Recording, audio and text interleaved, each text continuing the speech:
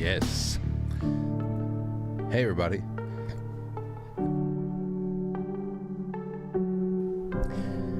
Sorry, I had to cough. Well, I don't know yet. But we will see if that little chicken nugget is getting me sick. We'll see.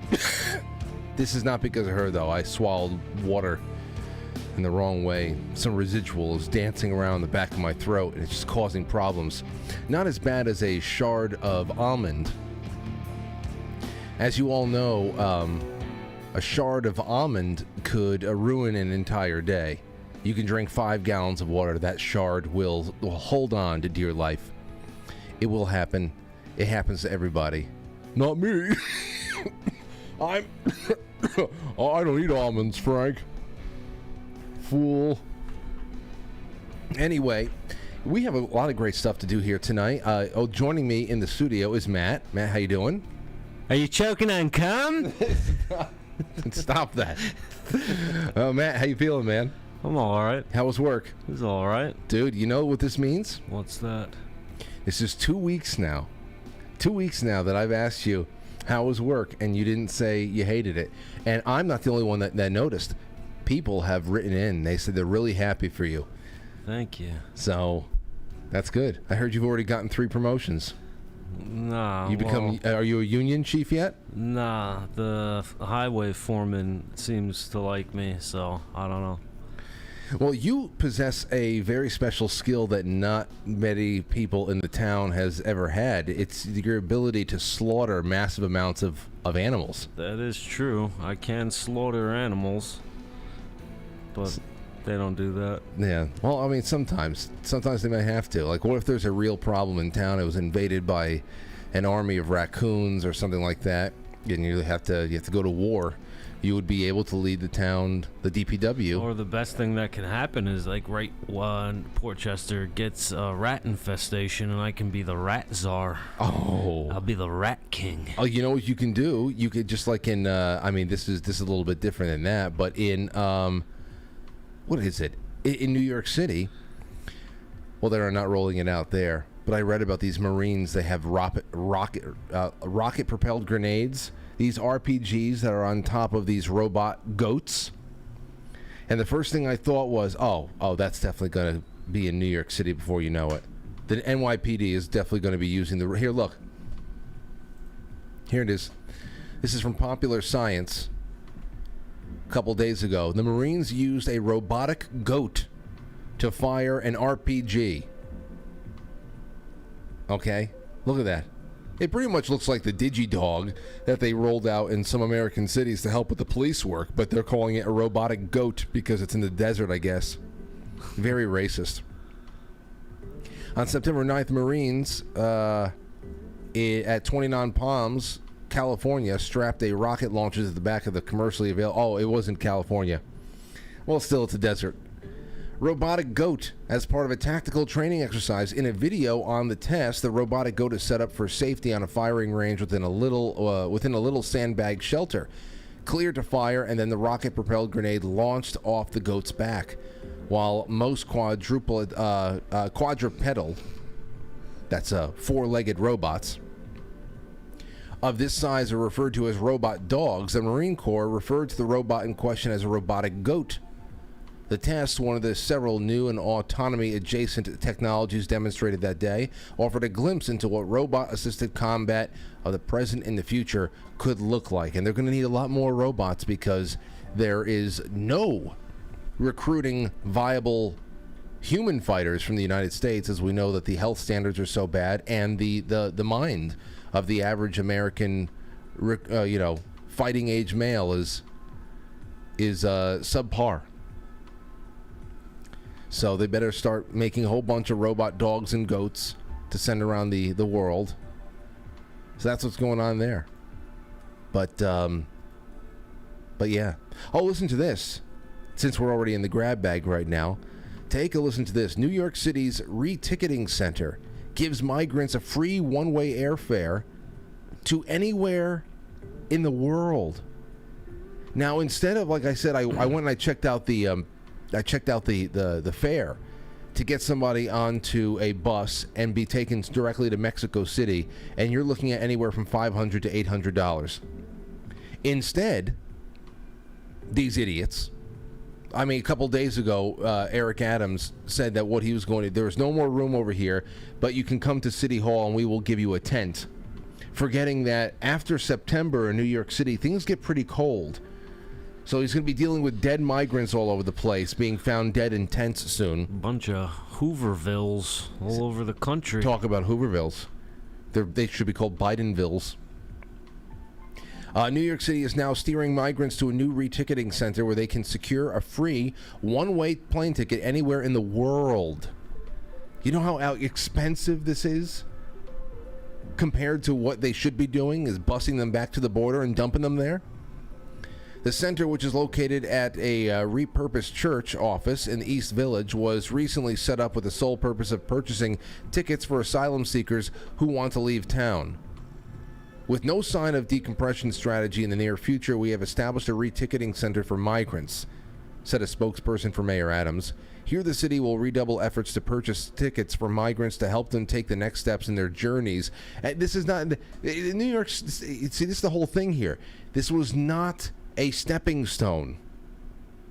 They're not trying to see the world. They're not in search of a home. I mean, if they were in the next step in their journeys, it's like using reverse psychology or something. Like, you don't want to stay here. You don't want to be in our sanctuary city where everyone is welcomed here. Let's be honest, migrants. This was only one step along the way of your journey. You fell for our ruse. We're sending you to Ukraine. Go back from whence you came. The cost of buying a plane ticket is in some cases cheaper than the $380 it sets a city back per day. See, that's what I'm talking. $380 a day to house an asylum seeker. It takes about $500 to send them to right back to where they came from, instead of passing them off to somewhere else. Because what the hell are you talking about? You know, some of the migrants who have taken up the city's offer have already booked plane tickets as far away as Morocco. Do you think all these other countries want people just saying, I would like to go here, I would like to go there? Yeah, what's going to happen when they get there and they're not allowed? And then what? There? And then what? Like, they find out that other countries have, like immigration policies, then they actually enforce them. It's really incredible what's going on here, but they continue. It continues on. It continues on. All right, let's see here. Next one up. Oh, man, we're going to be doing a lot of fun stuff tonight. I think you're really going to like it. We already talked about the robot dogs for a little bit, but now, in the second half of the show, I want to show you guys some of the things that we have collected for the drug commercials, the television commercials. We started collecting some of people's favorite, ridiculous, funny / horrific, shocking drug commercials that are on television. It actually past and present. The Pee Wee Herman one? I don't have that one. Oh, no. It's crack. No. Cocaine. Not the anti-drug PSAs. We're talking about actual big pharma drug commercials that they're telling you, ask your okay, doctors. yeah, well, side effects or death, and yeah. I got 7 doozies. Got 7 doozies. Side effects or death. Now, on the other side of the intro, what we are going to be doing tonight, ladies and gentlemen, is we're going to be giving a call to a friend of the show. Her name is Lorraine. She just turned 100 years old. And we're going to be able to ask her some questions and just have some fun with her for a couple of minutes. She's been so gracious as to make some time for us. I really, really wanted to speak with her. And she's going to be on with me and Matt. And we get to wish her a happy birthday and ask her some questions. What do you think about that, Matt? It's pretty cool. I'm gonna ask her if the Earth was flat back in the day when she was in school. Yeah, we can ask her that. And then she can finally end it. This debate once and for all? Indeed. Yeah. Lorraine, can you tell us once and for all the shape of the Earth? Can you fix the problem in the Middle East right now? What would you do to fix the problem? Imagine putting that kind of pressure on her. No, Lorraine, it's not going to happen. We're just going to talk about fun, fluffy things. It's Friday night. It's Friday night. Then we'll talk about ghost stories after you get off the air. We're talking about a little bit more of imaginary friends. I want to open up the imaginary friends hotline once again. And yeah, here's something that's going to make Matt a little bit angry. This got around today. This is from the Press of Atlantic City, but you can find it all over the place. The Robert E. Lee statue that prompted the deadly protest in Virginia has been melted down. Now, the Robert E. Lee statue did not prompt the deadly protest. The protest was prompted by red diaper doper babies who are out of their minds and are have been programmed for self-destruction and to be able to take a nation, a once coherent nation, down with them. That's what prompted the deadly protest. Which deadly protest? They're talking about whatchamacallit in Charlottesville back in 2017 or 18, whenever it was. That was about one side wanting it down and the other side wanting history, good, bad, ugly, indifferent, to be preserved, and that's it. So the statue of Confederate General Robert E. Lee, that was the focal point of the just think American general. There's so much to be said about Robert E. Lee. I would love to do another Robert E. Lee night, especially go through some of his incredibly majestic letters. Greatest wartime American general ever. Anyway, even better than George Washington, sorry to say. Oh yeah, and he married Washington's that he did. His granddaughter too, right? Yeah. So, some Washington blood there. His father or grandfather was like head of the cavalry during the Revolution, Henry Lee. And here we are all these years later. We got whiny, androgynous, unbathed weirdos who are trying to burn American history for whatever incoherent reasons they've been taught for the last 30 or 40 years, making no positive differences in anything around them except the fact that they smell. And this is it. But it has yielded what I believe is going to be a very powerful meme. I think it's a very powerful meme, and that, ladies and gentlemen, is this right here. This face right here, you're probably going to see pop up a little bit more. In fact, I'd love to do some things with this myself. This is the glowing, red-hot face of Robert E. Lee as he was being melted down. And already in the hours that it has been public, and it has been made symmetrical by some of our internet sleuth friends out there, it has already been turned into a menacing, amazing, galvanizing image. I love it. This one guy, Sir Jenke, says General Lee is the new Guy Fawkes. I made the symmetrical version from the WAPO video. I made it as high res as I could. Use it responsibly. Here's another one for you. This was written by Merrick. I think it's in response to the Washington Post sharing it. Look, sharing the glowing hot face. They brought him up to they wanted to say the statue has met its end. 2,250 degree furnace. That's what made it the glowing hot, and it's been melted down. They're going to be turning it into something else. I don't know, probably another Martin Luther King statue that looks like a giant genitals. You know what they should melt it down to? A bunch of dildos so they can go fuck themselves. Calm down. We have a very nice old lady coming on the show. I'm sorry, ma'am. She's probably watching right now. She probably agrees. I don't know. Maybe she agrees in a lot more polite way. But here's what Merrick says. Merrick says, people with no heroes, this is so true, people with no heroes, no accomplishments, doing the only thing they know, crying to the courts to allow them to turn beautiful things that other people made into garbage. And that's exactly what we live through right now. That's what they're doing to what's left of our culture. It's humiliation. They love the art of bringing humiliation, what they think is humiliation, on someone else. Only thing is that in the act of trying to destroy the memory, a responsible an even keel memory of Robert E. Lee, something that is dispassionate and disconnected, especially for any of us whose family were, arrived in this country after the Civil War ended.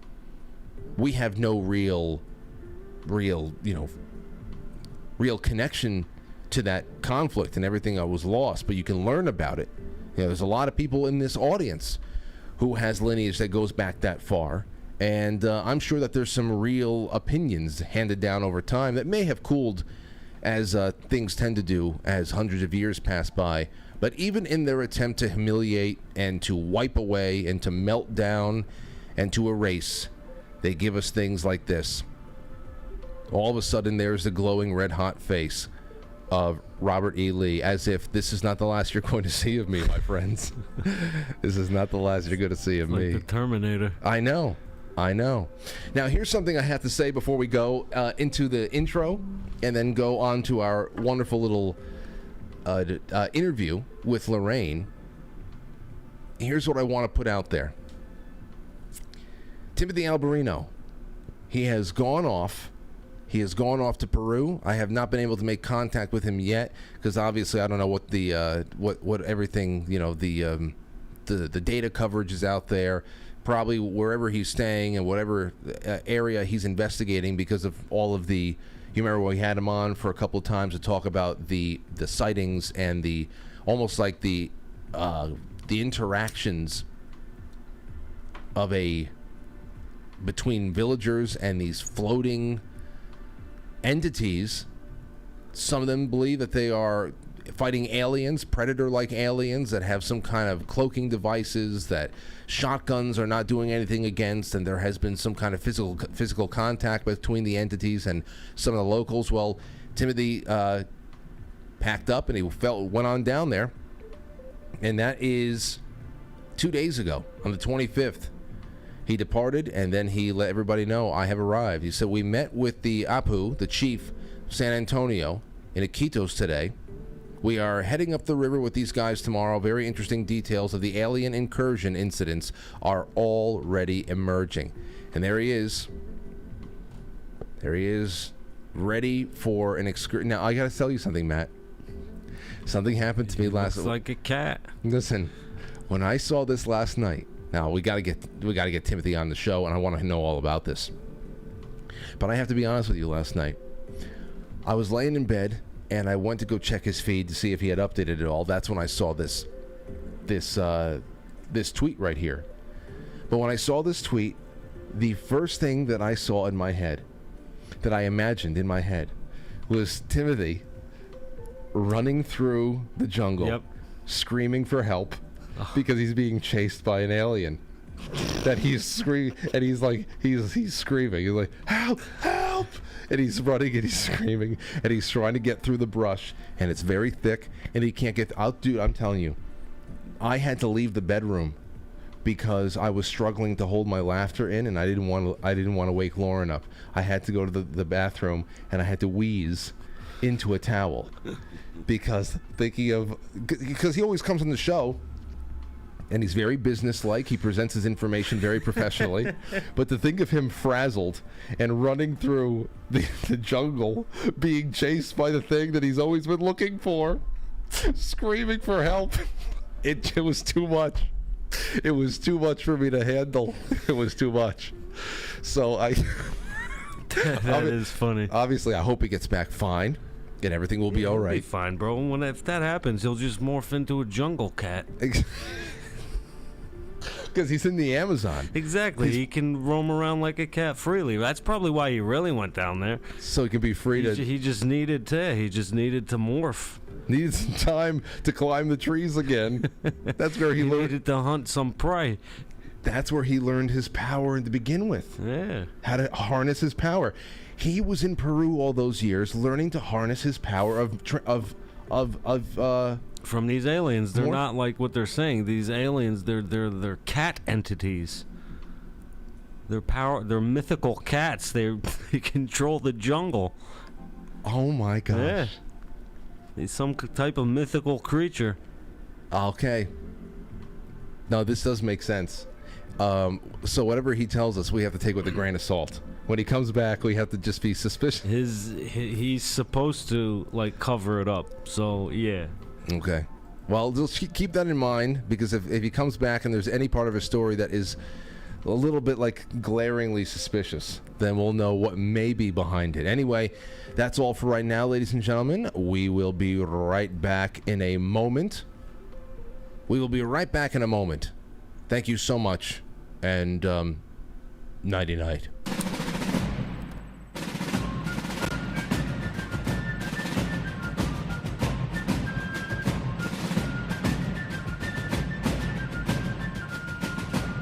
You let one ant stand up to us, then they all might stand up.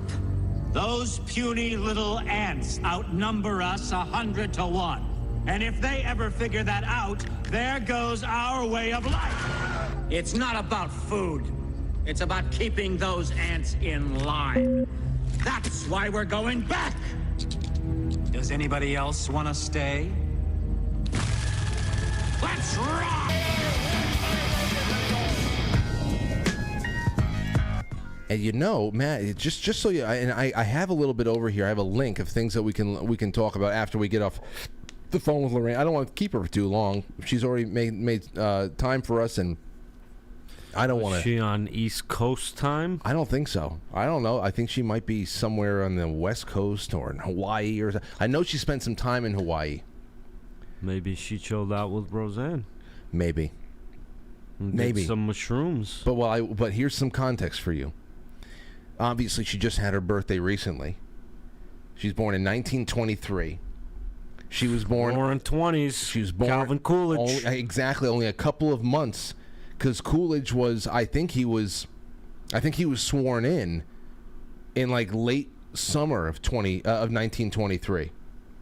So she was born under Calvin Coolidge, right after Harding died. I wonder if her mom was a flapper. Soon we'll find out. We'll see. She might have been too old for that, or maybe not. No. Maybe not. Everybody got on early that time. All right, let's give her a call right now. Let's see. Oh no.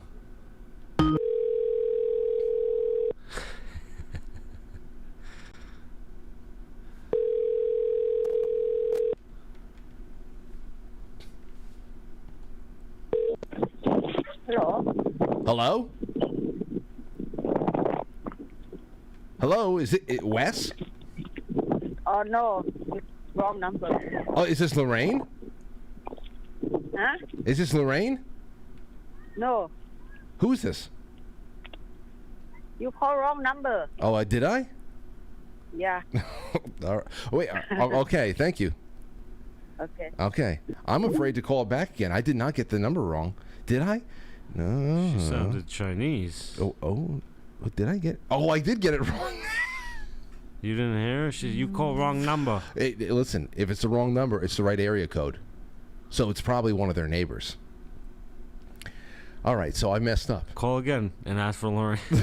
No. Oh, shit, no. Oh, I almost did it again. I'm sorry. That should be the whole show. Just keep calling that lady. Just call her back. I should call her once a night. Oh, man. She called the FBI. It's like criminal harassment or something. Okay, let me get the phone number right. Criminal harassment. I know. Is that what it is? What's that what it's called these days? It's already criminal, isn't it? What do you mean? Harassment. Oh, I think so. Let's see. Let me just make sure. I'm going to double check this. Okay.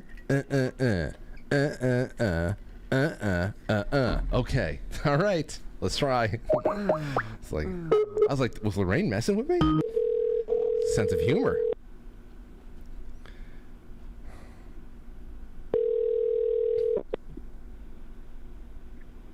No. Hello, is this Wes? Yes, it is. Wes, it's Frank. Frank, how do you do? I'm doing great. What's that? Mom's sitting right. You want me to shut this speaker off? Oh, yes. Once I speak to Lorraine, I'd love to have the speaker off. But so Wes. Good evening. Oh, is this Lorraine now? What can I do for you, sir? Lorraine, first of all, happy birthday to you. Happy birthday. See, I can't hear it now. Was it a good birthday? Lorraine, you hear me? Does anybody hear me? Yeah. Oh, Wes, you hear me? Oh, okay. Hello. Now we can do it. Okay, great. Well, Lorraine, Lorraine, happy birthday. Well, thank you very much. It's great to have you on Yeah. here. So And you know what? Yeah. This is a real surprise. So I don't know if you want a funny Lorraine on or a serious Lorraine. Oh, you know what? Give us all the Lorraines that you have. We want to. We want to know the. I want the full spectrum of Lorraine right now. Seriously. Now, do you? You don't happen to watch the show, do you? It's just Wes and Jewel. And Jelaine. Yeah. Right. And that's how I heard about you. Yes. Okay. So And so I Wes has run by a little resume, and so I will be watching you more if I can. Well, I hope I hope that I Very haven't I hope I haven't made you blush too much. Sometimes I say things that I regret, but Hey, now you cannot be 100 years old without learning or knowing a few things. So have at it. That's what I'm so happy that you said that. Now, first, let's just get to the. I want to know a little bit more about the basics here. So, you were born in 1923. Just this is a really amazing time in American history, and there you are in the middle of it. Where were you born in the country?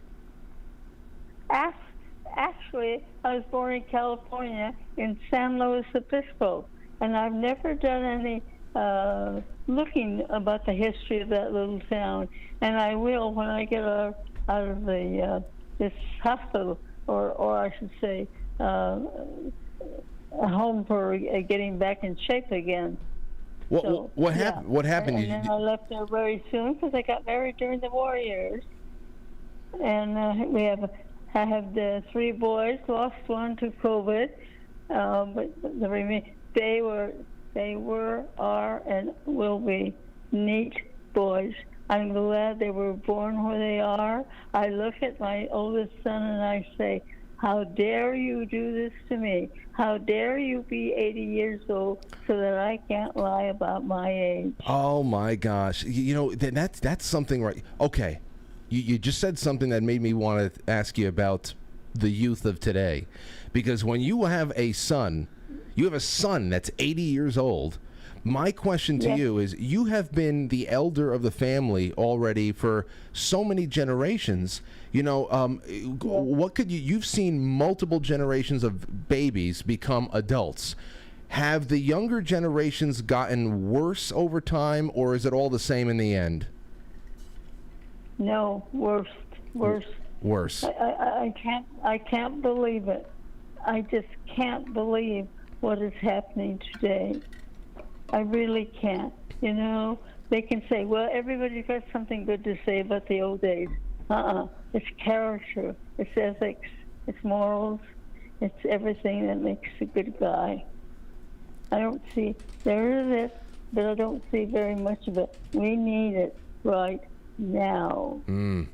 Character? These kids. Character? We need you right now. Tell us a little. Grow up. When you say character, ethics, and morals, when you were growing up, were you getting that you must have been getting a lot of that, not only from family, but that was probably a big focus in whatever schooling you were getting too, right? It was more so a cultural thing that everybody agreed on. Well, in our case, no. We were a small family, somewhat dysfunctional. I need to admit and be honest. Mother died. She had the responsibility of we 2 girls. Mother died at my age, 16, so it was hit and miss from then on. And we, my sister and I, turned out real well. Hardworking, productive citizens, paid our taxes, as do my son. Yes. No going back to stay with Mama, because Mama was scrapping to make a living herself. I see. I see. And so you're growing up in a small town in California. You're born in the early 20s. Did you do a lot of traveling in your life? Did you see? Yes, when I married, yes, we did. We spent East Coast and a year or so out in Hawaii, Illinois, then back to California. Yes. And their dad did indeed retire from the Navy after 20 years. He was in the submarine service, which was very difficult in those days. It was prior to the nuclear submarine. Yes. Oh. So this part of the country is our country. California, Oregon, and Washington. We do not want any other place. I know what you mean. Because I'm not nearly as old as you are, but in New York is a place where we were born and we were raised, and it's hard to call anywhere else home, no matter how bad it gets around us. But right. So your husband was a submariner, and he was a career Navy guy, and he fought in World War II? Yes. Okay. Yes, and his was the Pacific service. So Philippines. Were you already married during the war? No, just after it was over. Prior to it being over, right. Okay. And he was gone most of the time in those days. The women didn't follow their guys as easy as they did these days. It was a different era. But say, not all are bad, not all are good, and they're all in between. But looking back now, I'm a happy camper. I really am.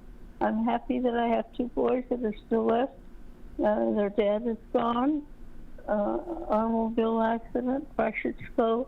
But I've got these 2 guys, and I couldn't be prouder. Couldn't be. And we are close, conversational close, friendly close, not just mother and son. It's a closeness. I can't describe it, and it makes me feel so doggone good. Oh, that's great. It does. Those are those things that I think those are the things that are really the only things that matter. Because they last. Yes, that's what I was thinking now. At this age, I go over things, and I'm not. I don't have time to look over things that were not so nice. I'm looking over what do I have now. Right. And that's what I see. Well, Lorraine, let me ask you another question. They're just there. We've always had each other's back, and I've known that. Even the son I lost, his daughter-in-law, is part of my backbone. I consider myself a lucky lady. Well, I really do. You've seen much more. You've seen much more happen than the average person. That is for sure. You are in very elite company when it comes to just longevity and being around and being present, and to spend so many of those years in such love of good company. That's fantastic. And that is it. I love good company. I love people that find humor. At least once a day, you gotta have a laugh. Yeah. You must have a laugh at least once a day. And I don't suffer people that are negative, not on a constant basis, anyhow. See? Yes. Well, now I know. Now I know why you watch this show. Now I know why you watch this show. I hope I can. Yeah, because I hope I can. We got to have a laugh every night. So would you? I was going to save this question for last, but I'll just ask you now, since you brought it up. You said that you need to have a laugh every day, and you don't suffer negative people, at least people who are negative all the time. Well, it's one of the more predictable things that somebody would ask a man or a woman who hits 100, but they say, "What's the secret for a long life?" What do you attribute to living as long as you have? Is it a certain habit? It's a routine, or is it just luck, prayer? What is it? I think it's a lot of things. You'd be surprised. I have doctors that ask me that because I have my share of medical problems, and it seems like I have enough for say 4 or 5 different people. I don't know unless it's some determination. I just need to accept things and then work them out. I don't really know. And as long as I still have my head asking questions, then I'm happy. Then I know I'm still alive, and I'm still curious, and I want to know more things. I want to know what's happening in our country. And I don't know what it is. It's a combination of things. I think that there, Lorraine, there's a lot of people who have a relatively good physical health, and it's not that they have lost their mind in some way, but they've lost the light, and they've lost that spark of curiosity, and that can form. That's it. That is it. It's fun to learn something new. Yes, it doesn't have to stick in my mind, but I learned something new. I'm never going to use it. What's the difference? I learned something new. And there's so many things to learn that we didn't know before. And I just want to, that's the way I work it. And I live in a little mobile home park. I have a little tiny place. People come by and stop with their dogs, and we talk in the morning, early morning. It gets light real early here in California now, and just talk away. I give the dogs their bottled water, and if their owners want coffee, they have to get their own coffee. Yeah. But I do give the dogs their water. That's it. You give the dogs coffee, not the owners. Well, Lorraine, how early do you wake up in the morning? Because I know my grandfather, when he really got into old age, when he started getting into his 70s and early 80s, I mean, I feel like he was up sometimes 3-4 o'clock in the morning making his tea. Well, actually, I do start getting up, because I'm slower now, but I do start getting up, before 6 o'clock, because I have to be out on the porch drinking my coffee by 6:30. Bye. The dog walkers come by. Oh, They're that's my great. Friends, male or female, and I am known as Lorraine's porch. I'm the stopping off point for the walkers and the dogs. That's great. So that's how I start my day. Somebody out there, Lorraine. Chasing around like I used to. I'm not interested in dining out. There's too many people. It's too dangerous at my age, and so I make do with other things. Well, that's something right there. To know that I have to be on the porch by 6:30, because that is when the dog walkers come by. And Lorraine, somebody out there is going to write that one down. They're going to write down the phrase Lorraine's porch, and somewhere in this country there's going to be a cafe that opens up somewhere random. It's going to be called Lorraine's Porch, and people are going to come by and have coffee, and it's going to be a coffee shop called Lorraine's Porch. Well, I think that's neat. I think that'd be great. That would be neat. And you just pass what little good you can on. Obviously, nothing very physical, but that doesn't matter. There's a lot of different things. What I have on my porch is a pillow that says, "What is said on this porch stays on this porch." Ah, that's for us Italians. That's called omerta. That is an oath of silence, pretty much, right there. You can. That's right. Oh, I had heard that in years, and I read it in a novel. Oh my goodness, yes. Oh man. Oh God. The things you say on that porch. Well, let me ask you this, because you're talking about the years and the things that you've heard and the conversation and the people you've met. What about your oldest memories? How far back can you? Or let me put it to you this way: your parents and your grandparents. Do you have any memories of them that you still go back to? Because if you're born in 1920, I mean, I knew my grandparents very well. And I think about you and your grandparents were born in the middle of the 19th century. I would be really interested to see if they taught you anything.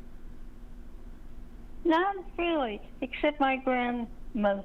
She was a tiny little person, and she didn't ever worry about me as a youngster, but she did worry about my sister. She was a little bit more fragile in her makeup. And so she worried about her. But my Nana was a darling, just a darling. And she didn't die. She died, well, before I was out of my preteens. Is there any... And then my mom, as I told you, she was 16 when she passed away. So we were sort of on our own, and I don't remember very much about that era of living in San Luis Obispo. Well, do you remember, do you know who the oldest person you ever knew was? Like when you were young, did you have, it didn't have to be a family member, maybe a local, somebody that you spoke to about their good old days that stretched back into the century before you were born? Do you have any kind of look, any kind of, no, nothing? I don't remember that. I remember we lived in a small town, small enough where we could get out on the street and play kick the can late at night, or where the town's person that had a little bit off in her head was able to walk the streets. Nobody harmed her. The kids were safe. I think of those kinds of things. I mean, that's a little bit simplistic, but it's a sample of what I remember as a child when we didn't have both parents in the home.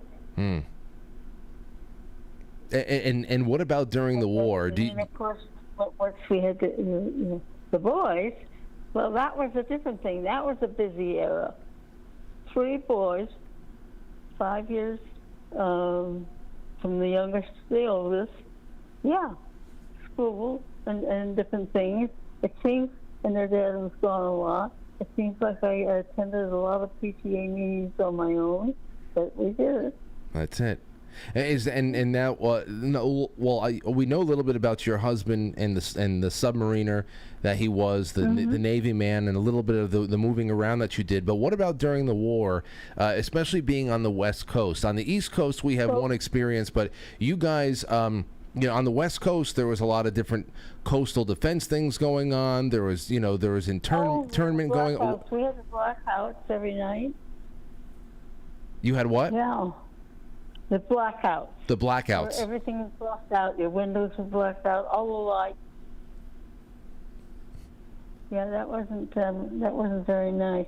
Especially for those whose husbands were on the submarine. Right. Right, absolutely. And did you do anything? Did you have any, during the war? Were you part of the war effort at all, or were you just concentrating on, I don't know, just local life? How about 3 boys within 5 years? Huh? Okay. So you already had your children during the war? Yeah. Okay. No, after the war. Oh, after the war. Okay. I was wondering about during the war effort if you were making bumpers. Yeah. No. Okay. No. Okay. So I was just getting out of high school then. Got you. So no Rosie the Riveter for you. No, darn it. No. No, it's all right. It's all right. I was living there. I think I was living in. By that time, I was in San Francisco. Trying to figure out a job, which I did get, but I didn't work at it very long till we had the boys.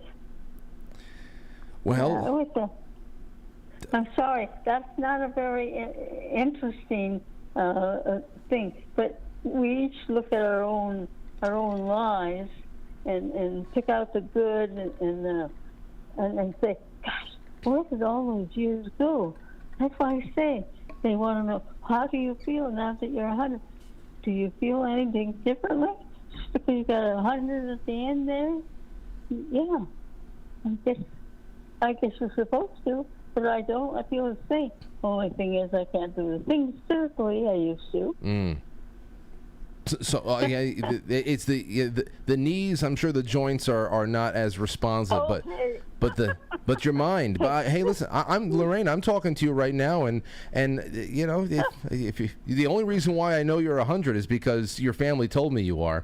So it's really, this has been a pleasure. You know, I have some questions. I have one question here from a friend of mine who wants to know if you have any great grandchildren. I mean, how many generations of grandchildren do you have right now? Do you have any great grandchildren? Yes. My grandson married a girl, second generation from India. Mm-hmm. And they have 2 boys, so that makes them great. Wait, no, that's great. No, that's a great. And then he has a young girl by a first marriage, and she's about 8 or 9 now. Okay, so she's the great. So you, wait. So one of your grandchildren has a child? Oh, wait. I'm sorry. One of your great grandchildren has a child? No, it would be one of my. Let's see now. Roger's my grandson, and his daughter. Yes, his daughter has a child. That's a great. No, that's a one. It's one great. So you haven't gotten to the greats yet. Yeah, you haven't gotten to the double greats yet, but I'm sure you will, in no time. Let's see. Wait a minute. Okay. That's right. You're right. Just one. My grandson has a daughter. Mm-hmm. That she would be my great-grandchild. Right. And if she has a daughter or a son, that's your great-great-grandchild. There's my great-great, because she has a daughter. Right. It's 7 or 8. Mm-hmm. Okay, so you have a little time to go, but I'm sure you're going to be fine. I'll be catching up to you soon, Lorraine. I'm going to be about 80 years old. You'll be about 110, and I plan to. Yeah. I plan to. Yes. Okay. Well, I'm getting through the latest thing that found me and put me under for a while, but I'm shortly going to be discharged from this rehab place and get to go home again to my little porch. That's what I love to hear. So and I can catch up on everything. I hope that that your son and your daughter-in-law can take a picture of you on the porch for us so that I can show everybody that you're back home enjoying your routine. I would love to have a picture of you on the porch, Lorraine's porch, and I would love to hear from you again one day. Okay. That's a promise. Okay. Hey, Matt, my buddy. Okay. Wait a second. Wait, Lorraine. My buddy Matt is here. Matt, do you have any questions for her? I had a few during it, but I forgot. Oh, my buddy. Did you grow up with the TV? Oh, here, Lorraine. Did you? Matt wants to know if you grew up with a TV. Well, have you ever seen pictures of people watching the TV and how you had to turn it and how somebody had to bang it? Yes. Yeah, and when was that? When did you guys get your first TV? Oh, no. I don't go back in years. It was a long time ago. Yeah, you know that because you've seen pictures. Even I have seen them. Did you do you remember growing up before you had a TV? What was your biggest memory Well, she probably went 20 years or so without a TV. I mean, the patent. I think one of the patents for television was probably around the time that Lorraine was born, and around I think 1920. Actually, the 1920. Yeah. Yeah. Okay. So she probably spent a good amount of time with nothing but radio. When you're in every few years, we were bouncing around as a child.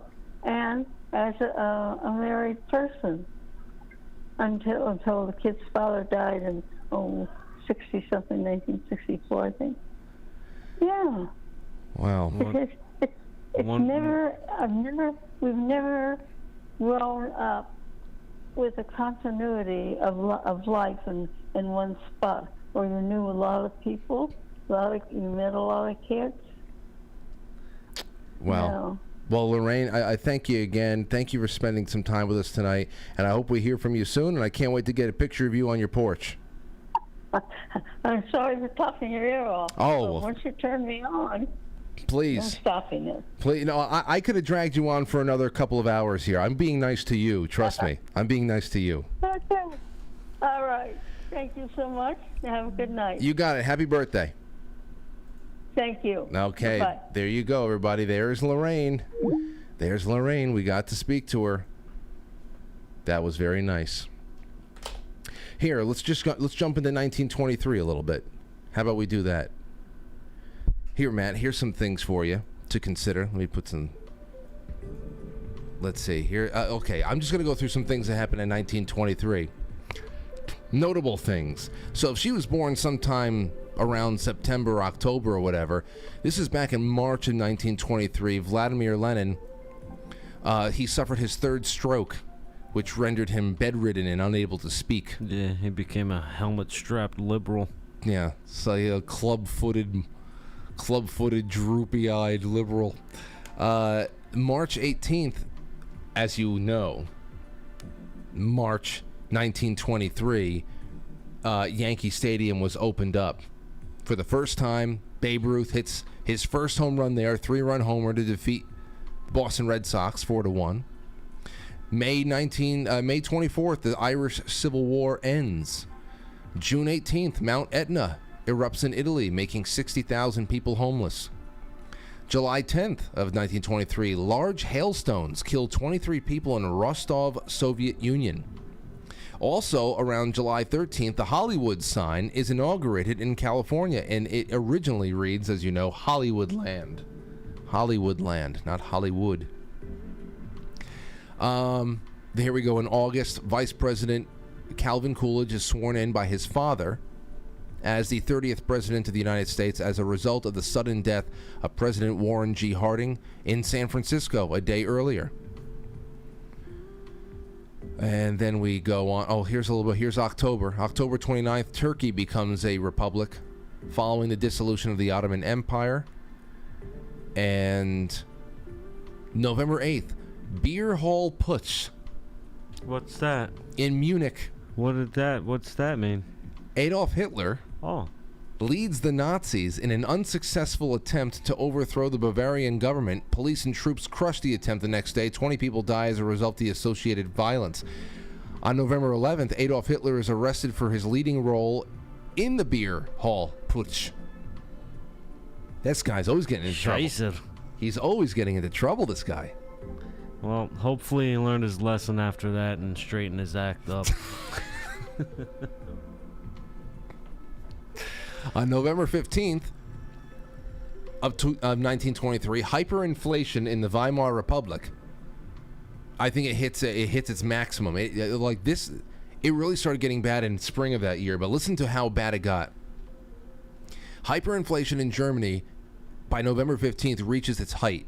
One United States dollar is worth 4.2 trillion marks. One United States dollar is worth 4.2 trillion marks. Yeah, well, Germany was punished severely at the end of World War II, or World War One. That talk about hyperinflation. Calvin Coolidge addresses here on December 6th. Now, this is little baby Lorraine. Lorraine's a little baby now. Calvin Coolidge addresses the United States Congress in the first radio broadcast from a president of the United States. Now, this is where, we're talking about the proliferation of radio technology at this point. As we all know, because on the night of the 2020 election, then we were over here and we were doing our thing covering the election results. I made a lot of historical references to what was going on 100 years prior. And the 1920 election that gave us Warren Harding, That was the first time that you can get a real-time presidential election updates from radio broadcasts. It was a small little radio station in Pittsburgh, Pennsylvania. 1920, it was the first election night that was broadcast in real time. And I told everybody a couple of years ago, this night, 2020, we are doing something. Think about the progress in 100 years technologically, that there was one station in the entire country that was doing that was able to get that information, put it out there. And in 2020, literally every individual in this country had the ability to be a broadcast station of their own. It's it's just incredible. And then by 1923, that's the first time we got a presidential address via radio broadcast. And then also in 1923, the Iraqi women's movement started the foundation of the Women's Awakening Club, which did them a lot of good. So they're still asleep. Yeah. All right. Well, that's what we have. Now, listen, it's 7:54. We're going to just go on a break right now. When we come back, we're going to open up the lines. We're going to take your calls. We're going to open up the Imaginary Friends hotline. I want to know, it's going to be reopened. I want to know if you had imaginary friends. I want to know about them, especially if it was if you had a visual in your head. If you started suspecting over a long time that they actually weren't imaginary friends, they could have been ghosts. I'm going to open that up. We're going to get to your calls. We're going to get to your super chats and more with Matt here. So don't go anywhere, ladies and gentlemen. Thank you so much. And thank you again to the birthday girl, Lorraine. Take care. BRB. It's intermission time, folks. Time out to press the like button. Thank you. Ladies and gentlemen.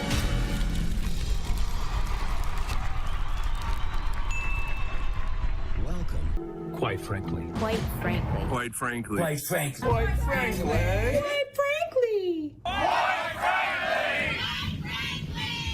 Quite frankly. Quite frankly. Quite frankly. Quite frankly. Quite frankly. Quite frankly. Quite frankly. Quite frankly. Quite frankly. Quite frankly. Quite frankly. We all support quite frankly. Not quite. Quite frankly. Let's go, Brandon. Quite frankly, in Roma, Italia. Quite frankly. You going on Frank's show tonight? I want to get a Coke. Can I get a Coke? So everybody watch. Quite frankly, with Frank.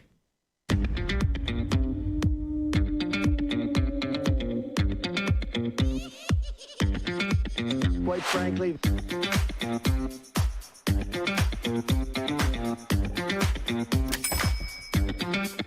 How dare you? But this is our Imaginary Friends hotline. It's 914-369-1236. I have a couple of stories that were already just sent in to me. Listen to this. Frank, I was trying to call in on your show on YouTube. I had an imaginary friend who ended up being a real deceased person. Someone who died when I was 2 years old. 45 years later, her family tracked me down. I've got artifacts to back up the story. If interested, please contact me for the details. I've got legit proof that there is life after death. Okay, then. Thank you. Stormy. I don't know. Stormy Daniels? It could be Stormy Daniels. No, it says Stormy H. Oh, okay. I was going to say, if it was Stormy, about to go into a tirade about what you were doing to Donald Trump, madam.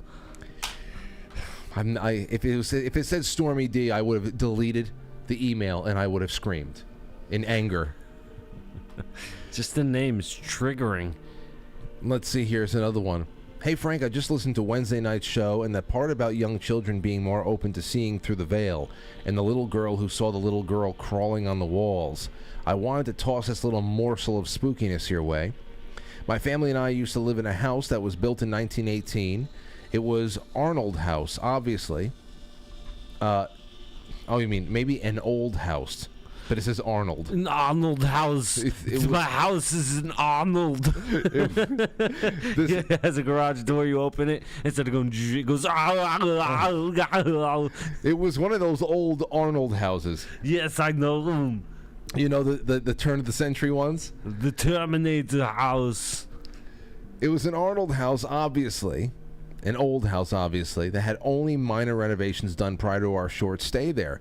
We would occasionally hear the pitter-patter of footsteps coming from the attic, but that was very sporadic and really only spooky thing that would happen to us, except for the time I was playing with my daughter, who was barely 3 at the time, on the floor of her bedroom.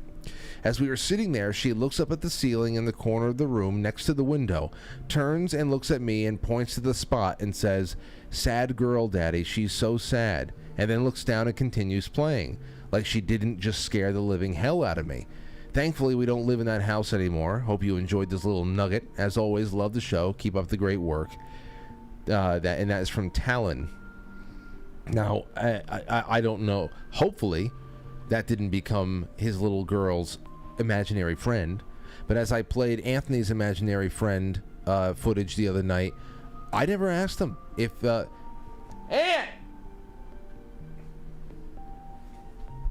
Hold on. Aunt!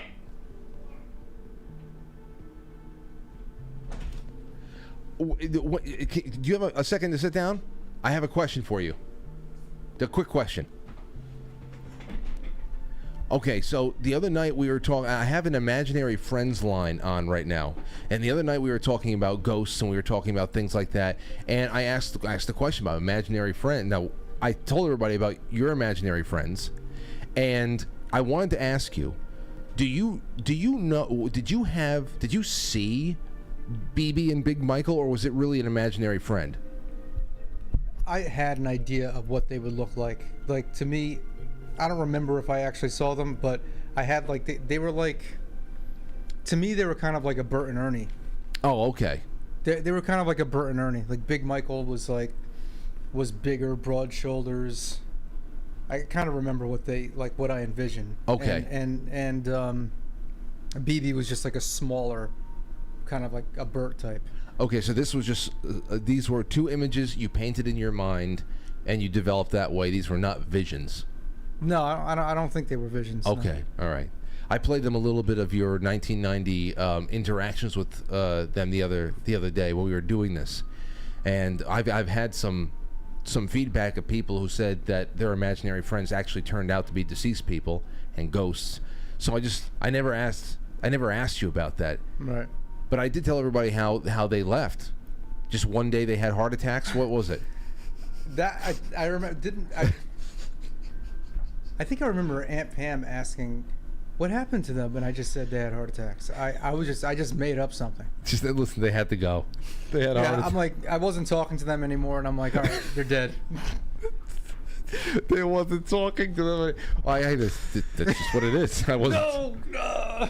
Just suddenly. Imaginary world. They're like, no. But that's what it's like. You ever see that movie? You remember that movie, Drop Dead Fred? Yeah.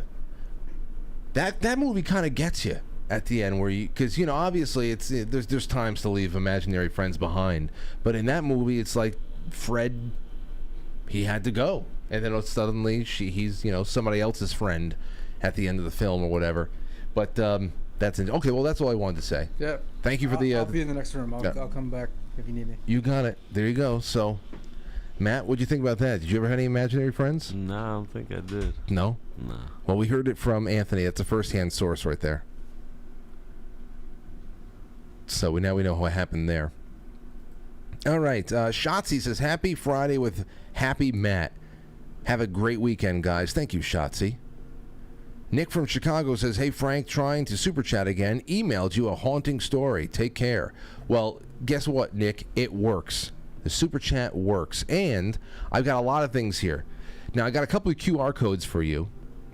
The super chat, there's a little bit of a clearer one. If you want to send a super chat, quite frankly, just put your phone, access your phone camera, point it at the screen, and you will see a link pop up around this box. Hit that, and you will be prompted to go and send a little message to the show. It will be read on air almost in real time. Now, as far as Nick from Chicago goes, yes, I did get that haunting story, and I'm saving it for Halloween night when I'm on with Dr. Albert Taylor, because I have some follow-up questions with him about out-of-body experiences, but he's also a paranormal investigator. He has gone into that field as well over the decades that he's been active in this in that way, and I definitely want to throw him that story about a pirate. The haunting of a pirate by a pirate spirit, Matt. Steve the pirate. Steve the pirate. Haunting you. So that's what we have. All right, 914-369-1236. That's the imaginary phrase. Somebody out there has to have something. You got to call in. You have to have something. And then, of course, there is just the regular line that you call right now. 914-200-0269. Let's go on more with these super chats, shall we? Hold on a second.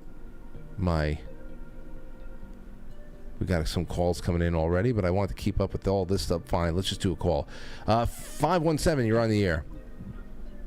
What up, Frank? This is General Z. Hey, hi. Hi.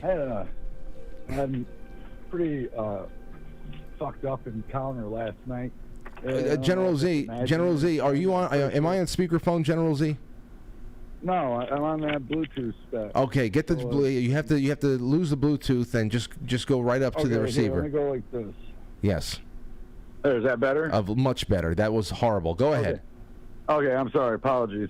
So I've been going through some repressed memories that have always been in my mind, just fucked up thoughts, and convinced myself they're fucked up thoughts. But in going through rabbit holes recently, I've come to find out that they're not fucked up thoughts. They're fucked up memories that have been created from my grandfather, who is part of I'm not going to say the certain societal group, but they performed some dormant rite of passage rituals on me while I was 2, and I've always thought they were fucked up thoughts, and then I found out within the last couple months that they were more like actual fucked up memories. I went to a counseling session yesterday, and they had me go through a 2.5-hour breaking code of disillusions of entities that are hidden from me, type of Christian-based process. And last night when I went to bed around 2:22 in the morning or 3:33, I went into a 2-week-long deep REM sleep where in my deep REM I woke up, but I was still stuck in REM, and I went through my day-to-day routine of life, picking up friends, calling in, talking to you, so on and so forth. And I experienced Halloween already, and every time I went back into sleep while still in the deep REM, I was being attacked and chased and beaten on and fighting with without marshmallow punches. Like, I was actually really able to punch in the sequence, and I was fighting demons, demonic entities, pedophile individuals. My late uncle, who was a sick pedophile fuck that warped me as a child. And I called a couple months back, and I told you about the story where I fell into a river with my friends and had to call out to Jesus, God, to save us. And we were on the riverbanks, and the angels were standing behind us all. And the angel told us that even in our dreams, I can call upon the Holy Spirit, call upon God to save us. Remember that call? I think. Okay, well, I was not able to do that last night.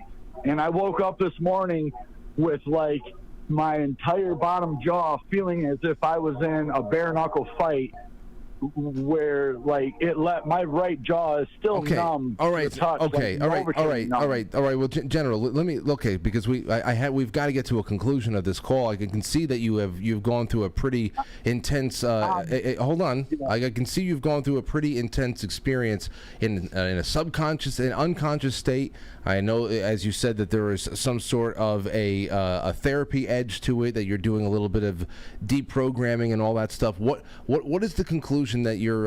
What do you just want to say very concisely right now, based on all these things that you're working on right now and that you're experiencing? What do you want to the point you want to get across? I'm in fear of falling back asleep tonight. of going to sleep like ever again. Like full on Freddy Krueger teenagers in the Nightmare on Elm Street scenario. I'm like terrified to go back to sleep, even though I know I got the Holy Spirit watching over me and I have full faith in Jesus Christ as my Savior and all of that. I mean, he wouldn't present himself to me driving in fog in a minivan if he's not there with me all the time, walking with me as my living witness for when I go to be judged. I'm going to call upon my living witness. God, before you judge me, my living witness, where's he at? To, you know, represent me and the trueness of my heart and soul. And I don't know. Conclusion, ... to be continued. I don't know. I'm afraid to go to sleep. Well, listen. I saw the next 2 weeks, like, I only slept for like 2.5 hours. Okay, so hold on. I already experienced Halloween. All right, hold on. I already saw that. All right. So, General, here's the last thing because I got to move on to other callers. Yeah. Wait. So number one, I don't know what to tell you as far as if I was in a situation, if what you're describing right now in any form was happening to me, even to a lesser degree, I would have reservations about going to sleep. I don't blame you for feeling that uneasiness, but I just hope that I'm praying for you that you have a good night and you're able to keep yourself calm enough and you're able to push past this and at least get some peace there. I don't know what the fix for that is. It seems like you're already very immersed in your faith, and so you don't need me to tell you to pray and to lean on that. But as far as you said, you've already lived the next 2 weeks. What can you tell us happens in the next 2 weeks? Give us something very, very quick. I saw a chaotic type of market crash. Like, I don't know if it was like a crypto market or if it was like a food supply chain market, but it was bad enough that it seemed like I was in full belief that I was awake, grouping up with my neighbors, and we were figuring out this is who's on watch tonight, who's on watch tomorrow night, and we were going through the segment of watch clock or watches throughout the days and nights, because I live in a small community of like 500 to 700, and we are the last remaining Republican heartbeat in our county. And there was that. So you said there's just some kind of economic calamity that's coming our way. Okay, and then the other night, and I managed to see numbers because I dream. Like when I dream, it's in fullness. Like I'm sitting right here talking on the phone. Like there's a 10% of me is questionable on even if this is the real that I'm supposed to be living or whatever. And I saw numbers, and I wrote the numbers down, and so I'm like, fuck it, I'm gonna buy a Powerball ticket and a Mega Million ticket. It was a sequence of 6 numbers. Well, what are the numbers? I'd like to know them. Hold on one second. I did buy them, and I'll tell them to you. I don't care. Okay, email me then. Email me. I can't do emails. Shit, that stuff's so... I grew up knowing that the internet was going to be the downfall of society, regardless of the benefits that it does have, that I do acknowledge that there are benefits. Right, okay. So 22, 32, 37, 58, 62, and 7. 1, 2, 32, 37, 58, and what? No, 22, 32, 37, 58, 62, and 7 was the final 6th number, the Powerball or Mega Ball number. Oh, okay. Well, I'm not taking that. I'm not going to go play the lotto or anything like that. I just think that but listeners might. Who knows? Well, wouldn't it be fucked up if there's 25 people won? Well, General, it split up. General, I really hope you have a really a better night than you've have. Keep in touch with the show. Thank you so much for that. And I wanted to just get the numbers on the record because I know a few other people out there will put those down. Matt, you're killing me. That was I know that a few people are going to write that down, and you just don't know where they're going to pop up. Now, of course, if 6 people from this audience have to split the jackpot for the next Powerball, then we know that was exactly what it was supposed to be. But Who knows where those numbers pop up? Jeez Louise. I know, it's a little... I know, Matt, it's a little... When you hear somebody mention Jesus driving a minivan, it can sometimes be jarring. All right, let's take a call. Caller, you're on the air. Hello. Hello. You. Hello. You call me. What you want? Oh, I'm sorry. Is this the... You call my place. You order. Is it... We have very good delicacies here. So you order now. Okay. What you want? I'd like some fried wontons. Okay. And I get some crab rangoon. Does that sound good? Give him the fucking poo-poo platter. The poo-poo. Very good. We have very, very good Szechuan too. Szechuan, you know, a feline. Oh, sea lion? Feline, no sea lion. Yes. Feline. Oh. Very good delicacy. Feline. You order. So is this because I had a wrong number before? Do I owe you this? You call my place, you order. There's no question. If you call, you order. All right. Okay. So more crab. Get me 2 orders of crab rangoon, and and throw in some Peking duck. Duck. You know what feline? No feline. Not tonight, please. Okay. Order on way. Okay. Thank you so much. What is happening? It's a Friday night in late October. That's what's happening. Who's next? Oh my gosh! Caller, you're on the air. I hope I'm not jumping up. Hey! Oh, hey! No Coke, no Pepsi, cheap, no fries. What's going on there? Give me pizza or give me death. I mean, I'm telling you. Wow, John. I can't walk on water. Hey, Matt, how's the new job? Are you a general yet? No, not yet. John, you sound a little bit far. Get a little bit closer to the receiver, John. Where's that? Oh, I don't know. Into the microphone. There you go. Oh, I got to put it on speaker because my phone sucks. Oh, dirt. Am I all right now? A lot better. Okay, so you wanted to congratulate Matt on the new job. Oh, you did that last week, too. No, I wanted to see how he did this week. I thought he might have, like excelled through the thing. Oh, he's excelling. Well, I think so. Haven't been reprimanded yet. Yeah. Okay. Well, I had a Jesus story in a car one time, and and it wasn't a thing, and it was a deal, a real deal.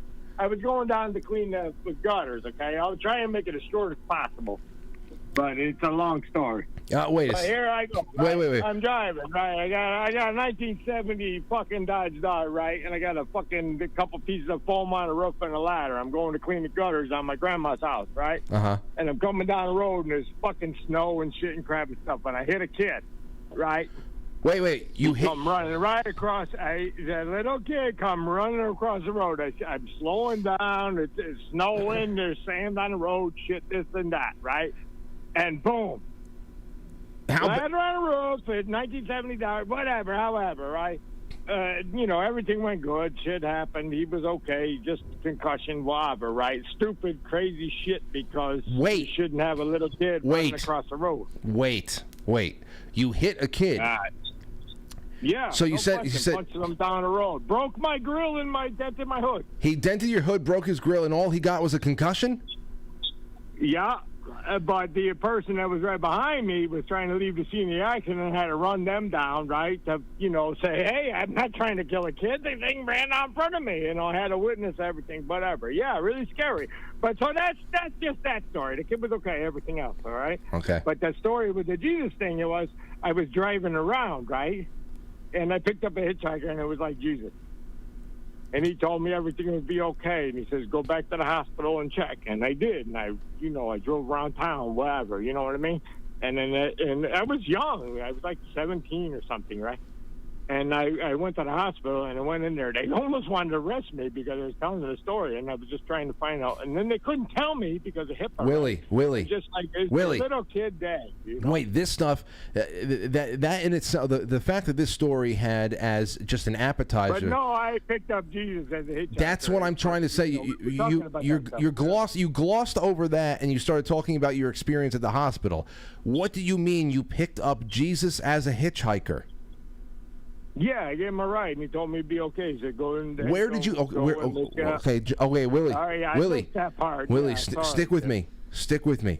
Wait. All right, So the kid gets taken to the hospital, and you drive. Yeah. I talked to the other guy, and they made the report, and I wasn't arrested or nothing or this and that, but I was all freaked out, and I wasn't cleaning gutters that day. Okay. I think I took the ladder off my roof, and I dropped it in my grandma's house where I was supposed to do this shit. Okay. And I was just driving around, freaking out. Oh, boy. I ought to kill the kid. You know what I mean? Oh, my God. And then I picked up this guy hitchhiking, right?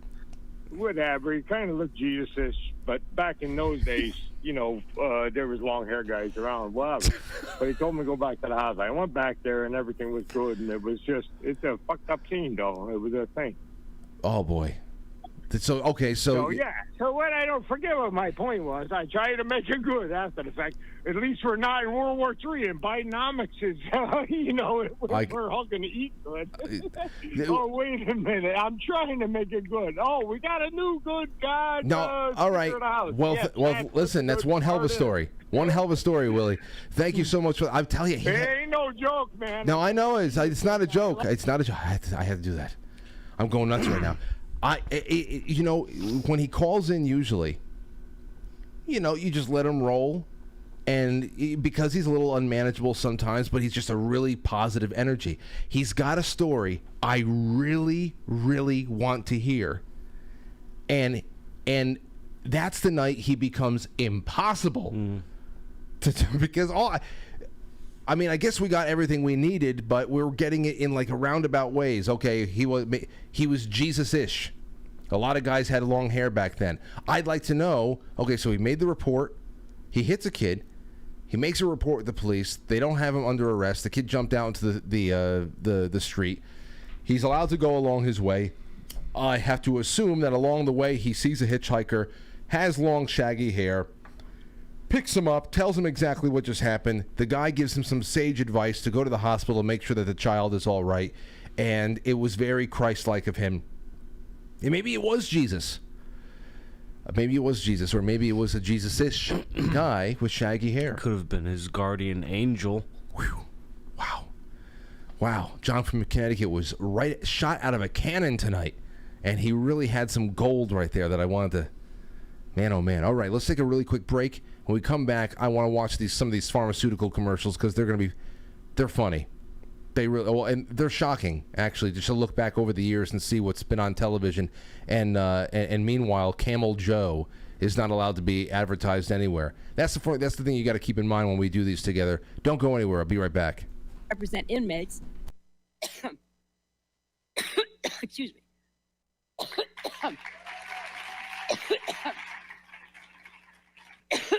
Too much to say.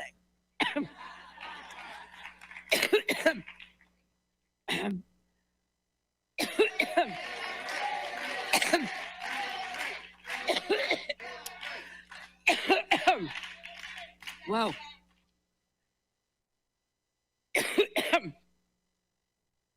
If you work at it, you stick with it.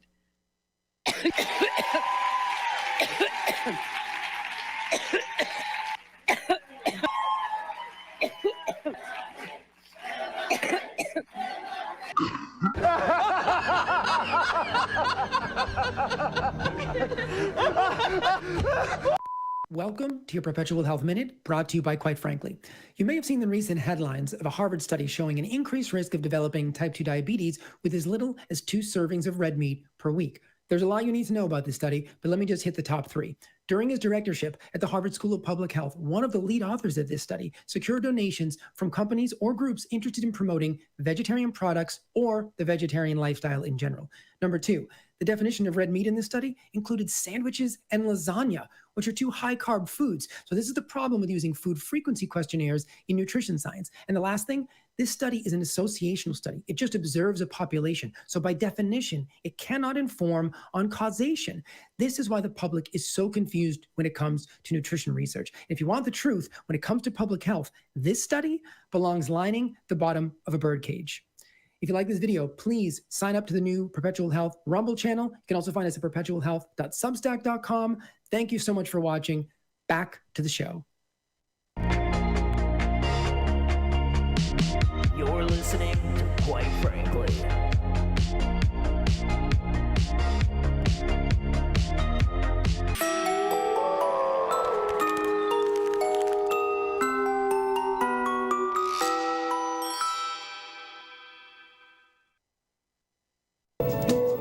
Over the years, and you know what? Drugs are drugs. I know somebody's going to manufacture them. They're going to be made available to doctors' offices and all that stuff. So, but when it comes to what the hell's that sound? You hear that? Oh, it's the sound of Portchester. Oh, it's the mariachi music again. But people started sending me their most memorable drug commercials. The first one we got over here, just incredible. Here is the Abilify commercial. It's depression, the depression umbrella. You ready for this? Here we go. Take a listen to this one. It's me, and here's my depression. Before I started taking Abilify, I was taking an antidepressant alone. Most days I could get out from under and carry on, but other days I still struggled with my depression. I was handling it, but sometimes it still dragged me down. I'd been feeling stuck for a long time. So I talked to my doctor, and she added Abilify to my antidepressant. She said it could help with my depression, and that some people had symptom improvement as early as 1 to 2 weeks. I'm glad I talked to her. I wish I'd done it sooner. Now I feel more in control of my depression. Abilify is not for everyone. Call your doctor if your depression worsens or you have unusual changes in behavior or thoughts of suicide. Antidepressants can increase these in children, teens, and young adults. Elderly dementia patients taking Abilify have an increased risk of death or stroke. Call your doctor if you have high fever, stiff muscles, and confusion to address a possible life-threatening condition. You know, all the things that we get at these things, the stiff muscles thing really kills me. What is it? Like, are you becoming stone? You know, what is it? Turning into calcium. Something like that. But this is one thing. They also say that you can gain a lot of weight. I'm just going to jump ahead to a lot of the side effects. Or if you have uncontrollable muscle movements, as these could become permanent. Uncontrollable muscle movements. You have those, Matt. There they are. I need to take that for that side effect. High blood sugar has been reported with Abilify and medicines like it, and in extreme cases can lead to coma or death. Other risks include increased cholesterol, weight gain, decreased... So it can make your blood sugar shoot up, and it can make you gain weight, which is another reason why. Don't worry, because if you gain weight, because of the Abilify, then you can always go on Jardiance to lower your A1C. Mm-hmm. This is the one that just came out, and I am beside myself. I have type 2 diabetes, but I manage it well. It's a little pill with a big story to tell. I take once daily Jardiance. Why don't you take a once daily jog? If you just did that for a little... Each day starts, as time went on, it was easy to see. I'm lowering my A1C. Jardiance works 24/7 in your body to flush out some sugar. And for adults with type 2 diabetes and known heart disease... Now listen, we don't have sugar. We have to. It's flushing out of the sugar that the Abilify caused. But you've got to see the fine print on this is incredible. I'm going to get you and I out of the way over here. You got to read the fine print. Jardiance can lower the risk of cardiovascular death too. Jardiance may cause serious side effects, including ketoacidosis that may... Look, symptoms of ketoacidosis include nausea, vomiting, stomach pain, tiredness, and trouble breathing. It continues. Be fatal. Dehydration that can lead to sudden worsening of kidney Dehydration can make you feel dizzy, faint, lightheaded, or weak upon standing. function and genital yeast or urinary tract Genital yeast infection can occur in men or women. infections. A rare life-threatening bacterial infection in the skin of the perineum could. Now this is the big one. Skin of the perineum. You know what that is, right? Is that around the arsehole. Look at the How is that a side effect? Here is the what do you the insert fine it print. into your anus? The fine print. Look, the perineum is the area between the anus and the genitals. Oh, the taint. Symptoms of infection include fever, feeling weak or tired, pain, tenderness, swelling, or redness in the genitals and the area around them. A taint infection. Something like that. Can you imagine going to take you want to lower your A1C because you want to lose some weight and get your diabetes under control, and you get like gangrene of the taint? Jardiance and call your doctor right away if you have symptoms of this infection, ketoacidosis, or an allergic reaction. And don't take it. Call anybody if you have a rash, swelling, difficulty breathing or swallowing, because you know this happened. This happened to somebody. I just get so out of hand. They're like, just give everyone a call if you're dead, or something. Just like, call a doctor. Call a doctor if you die. Or insulin may cause low blood sugar.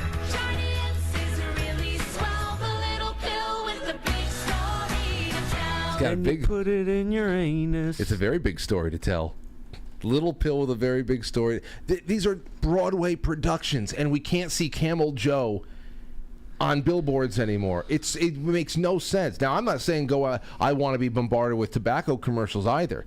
But if you're going to kill one, then my God, this is completely inappropriate. Yeah, at least, cigarettes take a long time to kill you usually. Do you remember the Nasonex commercial with Antonio Banderas as the bee? No. You don't remember this? This one's a short one. Listen to this. Coming. That glorious season of Did he just say I'm coming? Congestion. Yeah, that's what they did. I'm coming. I'm coming. It is coming. That glorious season of nasal congestion. Discover Nasonex, mometasone furoate monohydrate, the only prescription nasal spray approved to relieve nasal congestion due to seasonal allergies. Nosebleeds, infections of the nose and throat, and slow wound healing may occur. Do not... Slow wound healing. What the fuck does that mean? It lowers your healing. It's like you'd be the opposite of Wolverine. Use Nasonex until your nose has healed from any sore, surgery, or injury. Eye problems, including glaucoma or cataracts, may occur. You might get glaucoma from this. It may occur. Have regular eye exams. Nasonex can increase your risk of getting infections. Avoid contact with infections like chickenpox or measles while using Nasonex. Side effects may include headache, viral infections, sore throat, and coughing. Why suffer? Ask your doctor about Nasonex. Why suffer when you can really suffer? Yes. Try a Nasonex. Put my shit up your nose. Don't you want my shit right up your nose? Smell it. Smell my shit. Smell my bee shit right up your nose. You've never smelled shit like this before. All right, now here's a Rexulti commercial. Rexulti, these stupid fucking names. No, dude, this one is crazy. This is the antidepressant for the antidepressant. Oh, so this one makes you more depressed. No, this is the one you take when the first... watch. This is the antidepressant sandwich. Even when I was with the people I love, I was masking my depression. I was taking an antidepressant, but my depression symptoms still made me feel isolated. Is it just me? It's not just you. Many people experience a partial response to their antidepressant. Let's add Rexulti. When added to an antidepressant, Rexulti was proven to reduce depression symptoms 62% more than the antidepressant alone. So you can build... So it's like nitrous oxide, like in Fast and Furious when everybody boosts their cars with nitrous. It's like if the first drug they gave you doesn't do well enough, they designed this one to push you over the edge. Yeah, this one made doctors look straight up like fucking drug dealers right there. You see how quick she was? She's like, oh, let's just add this to your drug list. This is almost like John Goodman in that movie Flight. When he comes in to help Denzel Washington. He has all the drugs. He's getting him ready for the congressional hearing. He comes into the, I only saw that once or twice. I don't remember that. Comes into level amount. On your progress. Rexulti can cause serious side effects. Elderly dementia patients have increased risk of death or stroke. Antidepressants may increase suicidal thoughts and actions, and worsen depression in children and young adults. Report fever, stiff muscles, and confusion, which can be life-threatening, or uncontrolled muscle movements, which may be permanent. Again with the muscle twitches and the... Oh, he's on the Rexulti. Cholesterol. I'm happy though. That's Matt. That's our friend Matt. He's been through a lot. He's on the Rexulti. He was a lot worse. Trust us. High blood sugar, low white blood cells, unusual urges, dizziness on standing, falls, seizures, trouble swallowing, or sleepiness may occur. When depression sets you back, keep moving forward. Ask your doctor about adding. Yeah. So there you go. That's if your antidepressant is depressed. Ask your doctor for Rexulti. That's when the antidepressant is depressed. It's like Inception. Now, this is something incredible. Now, I think this is just for psoriasis. This is the Skyrizi. The thing I don't get about this is the music that they use. Take a listen to this one. I have moderate to severe plaque psoriasis. Now, there's Skyrizi. With Skyrizi, 3 out of 4 people achieve 90% clearer skin at 4 months after just 2 doses. Serious allergic reactions and an increased risk of infections or a lower ability to fight them may occur. Tell your doctor if you have an infection or symptoms. So apparently infections you got to watch out for, because you can either get infections from this and or your body's ability to fight new infections can go away. So it's an immunocompromising substance for some people. And then they top it off with this weird song. What the hell does this mean? Had a vaccine or plan to.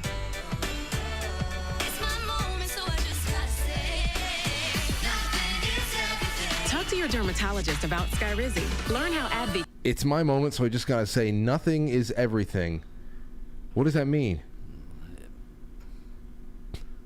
Cancels itself out. What's the nothing? Are they talking about the body's inability to fight infection?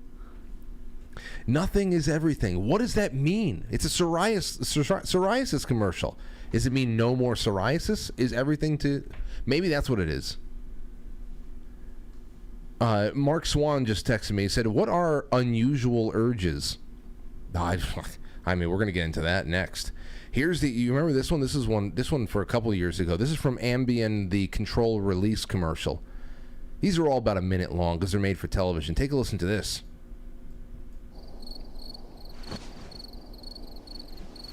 When morning comes in the middle of the night, it affects your entire day. To get a good night's sleep, try 2-layer Ambien CR. The first layer dissolves quickly to help you fall asleep. And unlike other sleep aids, a second dissolves slowly to help you stay asleep. That reminds me of the lethal injection, where they give you 3 different drugs. Yeah, one to make you feel nice and one to... They put you out, then one paralyzes you, then the other one stops your heart. Because God forbid if when you have to put someone to death, you don't, do it in a way that doesn't hurt them. And that's not to say that listen, anybody who has insomnia, it would get to a point really, really quick that I would think about taking anything if you promised me that I'd be going to sleep and that craziness, that delirium is gone again.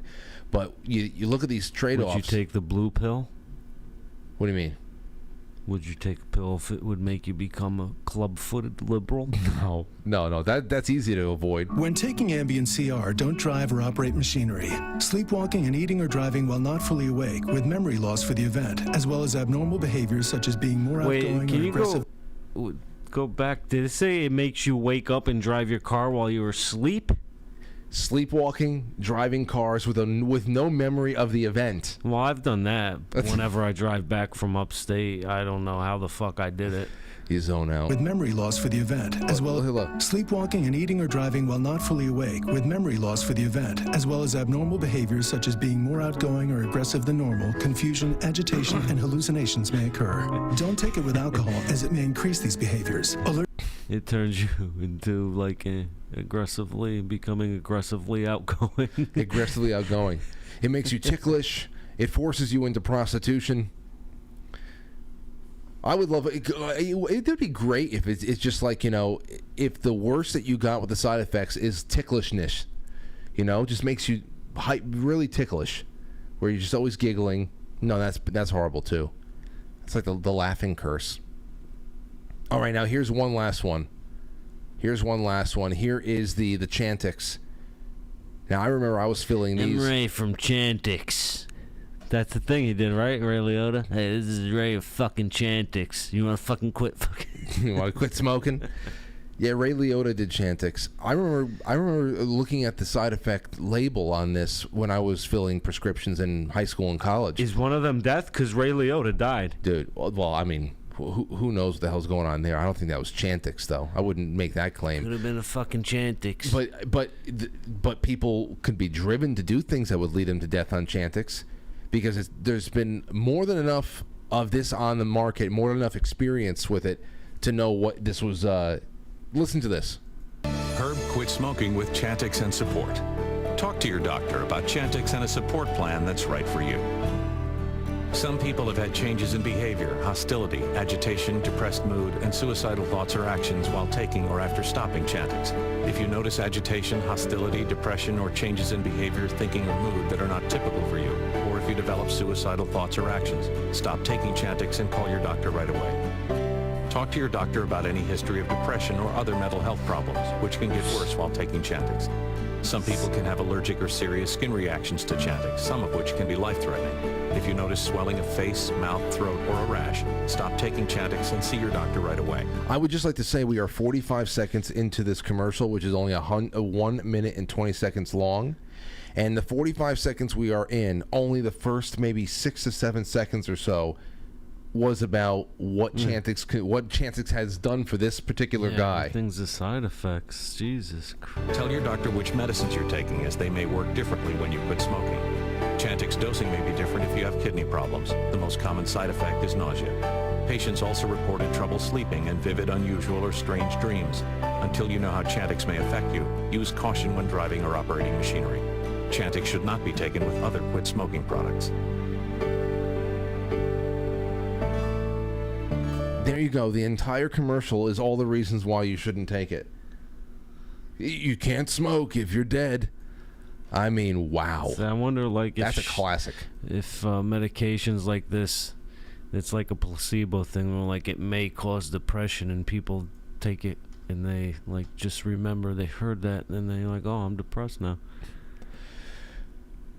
Well, here's a very uplifting one for you. This is when Anthony and Mike released their own medication back in around 2007. This is called the Herpes Slurpee.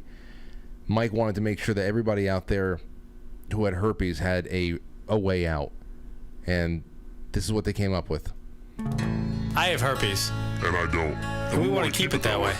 On the other hand, he has a Slurpee, and I don't. I don't want to share. Hi, how you doing? I'm Dr. Westbloom, and here at the clinic, we find a whole bunch of problems, including herpes.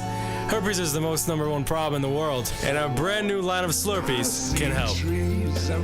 Side effects may include explosive diarrhea, extreme vomiting, bleeding from the heart and kidneys, lung damage, eye cartilage broken, ear falling off, fingers brittle and broken, leathery skin and eyebrows off, slippery toes, heart failure, and minor headache, nail wreckage, bleeding from the human asshole, bleeding from the eyes, holes in fingers, mozzarella cheese, applesauce with a tangle of cherries, Snappus and Evens. I like to put an order in for delivery. I like a large cheese pie, a family size of fried calamari, a genuine chicken salad, a lobster salad, chicken soup, your house salad, a chef salad, a Cobb salad, 3 wontons, an apple pie, and some juice. Brutally murdered, stabbed in the chest 54 times, shot in the head 12 times, eaten by a shark, swallowed by a gator, fuck Raz, creative innovations is annoying, butcher salad, ice cream, soda, creamsicle, dreamsicle.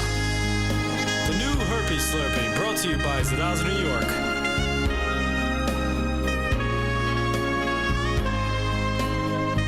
There you go.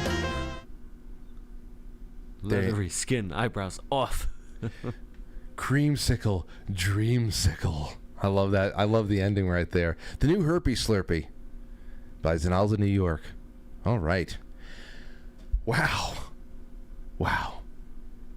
No more cigarette smoking cowboys. That's not allowed though. So no. Glad we got to do this. All right, let's go to pill.net. Our home on pill.net, which makes the wonderful home that we have at quitefrankly.tv possible. Here we go. NJSF, thank you. Cave Toad says, happy Friday, Frank, Matt, and frankly, friends. Robert Sarnes, Cave Toad says, okay, have Matt fess up. Where did he get that shirt? Where'd you get that shirt, Matt? My girlfriend got it for me. What is it, Mr. Clean? I can't see it. At Mount Vernon. Or William. Oh, it's George Washington. It says history buff. My gosh. On it. Joe M. NASA equals lies. That's true, Jome. Porpoiseful, thank you. Tempo 420 says, howdy all. Sean Joe, thank you. Brew Bark says, Frank, did you ever ask Timothy Alberino if he packs heat on his jungle excursions? I should. But here's the thing. I cannot imagine it's going to be very easy for someone like Timothy to be able to carry firearms into a... I have to imagine that once he gets there, some of his friends would say, you want to carry a rifle, or give me one of those shotguns. I have to imagine that would be one pain in the ass to bring any kind of a firearm from Montana to Peru. But I'll ask him. It's a great question, because I would definitely not go into... you can't... I mean, I would tell you, if you're going into a forest, a jungle, if you don't have a firearm with you, you're stupid. I would never do it unless I was armed.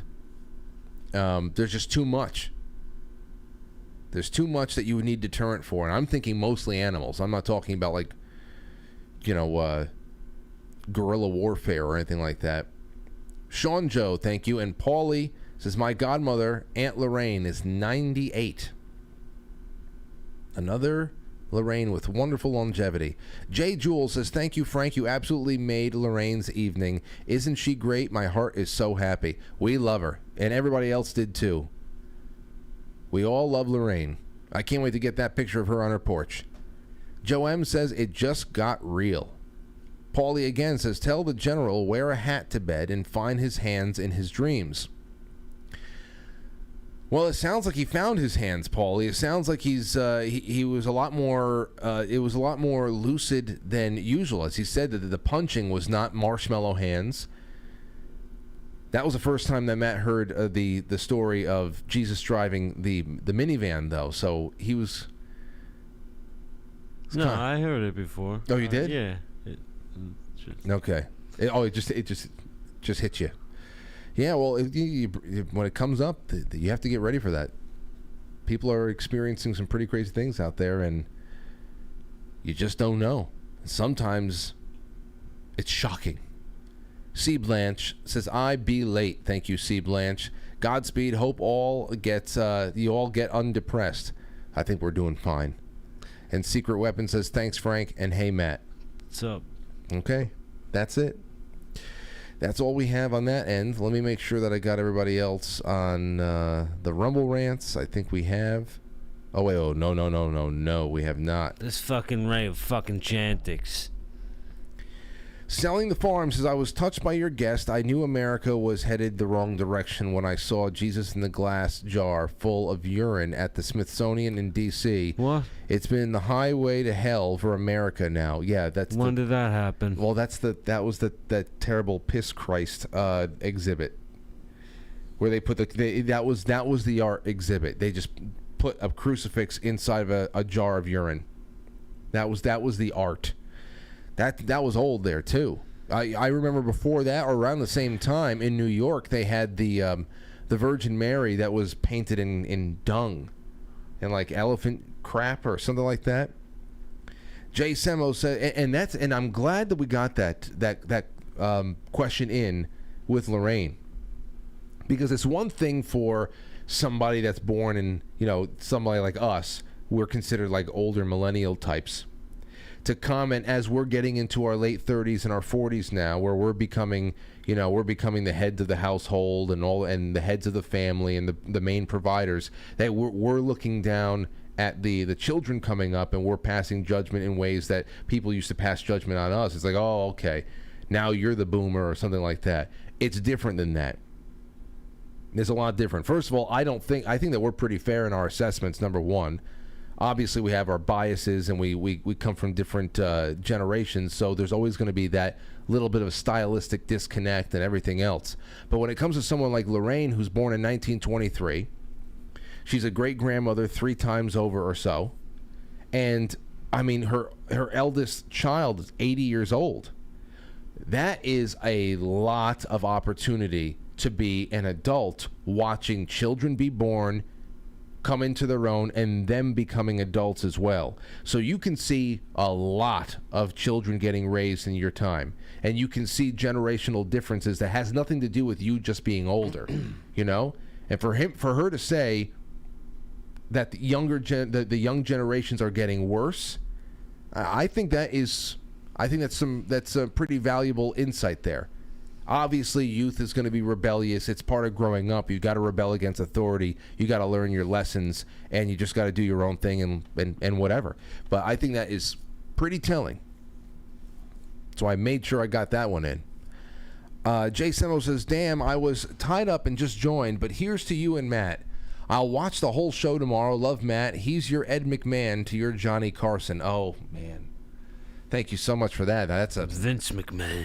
You know, Ed McMahon was actually born in 1923 as well. Was he? And Ed McMahon is buried in on Secor Road in Hartsdale. Is he? Where is that? Heaven's Gate? He Where is lives that? in Hartston? No, Heaven's Gate's in Hawthorne. Or is he in St. Mary's Cemetery? He's around here. Wasn't Ed McMahon from here? Babe Ruth's in St. Mary's. He probably was. Ed Mc. You might be, you're thinking of Ed Sullivan. Hold on, wait a second. Went to Portchester High School. Wait a second, hold on. Actually, Ed Sullivan grew and lived up right around Ed McMahon was the road Detroit? from here. Did he live here? I know Ed Sullivan was around here. Yeah, maybe he dropped off a couple checks over here, but I don't think he lived there. Hold on. He brought, the Publishers Clearinghouse sweepstakes. Ed McMahon. Oh no, and you were talking just about him. Yeah, about Ed Sullivan. Ed Sullivan, who lives down the road over there. Because he's buried in Los Angeles as well. Yeah. So I knew about Ed Sullivan, but for some reason I thought both of them were from around here. Never mind. Thank you for that, Jay Semo. Well, who else do we have? We got a little bit more. Jay Semo again. I worked on Abilify filings to the FDA. Not very proud of that now. Well,